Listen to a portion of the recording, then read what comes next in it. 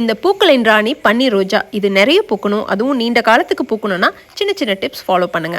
நான் எங்களோட தோட்டத்தில் 100% இயற்கையான முறையில் தான் இந்த பன்னீர் ரோஜா செடிகளை வளர்க்குறேன். செடிகள் நல்லா பூக்க ஆரம்பத்துலேருந்தே கவனம் செலுத்தணும். வைக்கிறதுக்கு முன்னாடியே குழி எடுத்து நல்லா ஆற போட்டுட்டு கூட கொஞ்சம் எருக்களம் தலைகள் ஆட்டு எரு கலந்து வைக்கணும். ரோஜா செடிகளோட வேர்களுக்கு எப்பவுமே கொஞ்சம் ஈரப்பதம் இருந்தால் ரொம்ப பிடிக்கும், நல்லா பூக்கும்.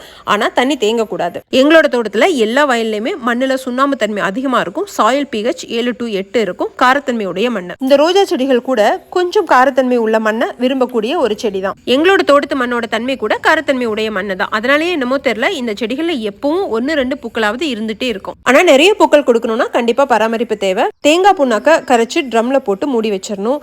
கண்டிப்பா ஈக்கள் முட்டை வைக்கக்கூடாது. பாதுகாப்பாக வச்சிருந்து ஒரு 4-5 நாள் கழிச்சு புளிச்ச பிறகு எடுத்து இந்த செடிகளுக்கு ஊற்றி விட்டிங்கன்னா செடிகள் நிறைய மொட்டுக்கள் வைக்கும், பூக்களும் பெரிதாக இருக்கும். ரோஜா பூக்கள் அழகாகவும் வாசனையாகவும் இருக்கும். யாருக்குமே பிடிக்காதுன்னு சொல்ல முடியாது, எனக்கு ரொம்ப பிடிக்கும். இப்போல்லாம் யாருமே இந்த பன்னீர் ரோஜாவை தலையில் வைக்கிறதே இல்லை. நான் ஸ்கூல் படிக்கும் போதெல்லாம் இந்த பன்னீர் ரோஜா செடி எங்கள் வீட்டில் இருக்கும். தினமும் இதிலிருந்து பூ பறித்து வச்சுட்டு தான் ஸ்கூல் போவேன். இந்த பன்னீர் ரோஜா ஊட்டி ரோஜா மாதிரி 3 நாள் 4 நாளைக்கு வாடாமல்லாம் இருக்காது. உடனே ஒரே நாளில் வாடி போயிடும். இருந்தாலும் இதோட வாசனை எனக்கு ரொம்ப பிடிக்கும். நான் வீட்டுக்கு முன்னாடி ஒரு ரோஜா தோட்டமே உருவாக்கணும்னு ஒரு 3 இயர்ஸ்க்கு முன்னாடி ஸ்டார்ட் பண்ணேன். இப்போதைக்கு அங்கங்க அப்படியே ஒரு 15 செடிகள் மட்டும்தான் இருக்கு. வர்ற பூக்களை வச்சு நிழல்ல உலர்த்தி தேனும் அத்திப்பழமும் கலந்து அத்திப்பழ குல்கந்து தயார் பண்ணி கொடுத்துட்டு இருக்கேன். சேர்க்கப்படுற அத்திப்பழமும் நாட்டு அத்திப்பழம் தான். அதுவும் எங்களோட தோட்டத்துல இயற்கை முறையில் விளைவிக்கப்பட்டு மரத்திலேயே நல்ல கனிந்த பழங்களா எடுத்து தான் பயன்படுத்துறேன். இந்த அத்திப்பழ குல்கந்து தேவைப்படுறவங்க வாட்ஸ்அப்ல ஆர்டர் பண்ணிக்கலாம். நன்றி.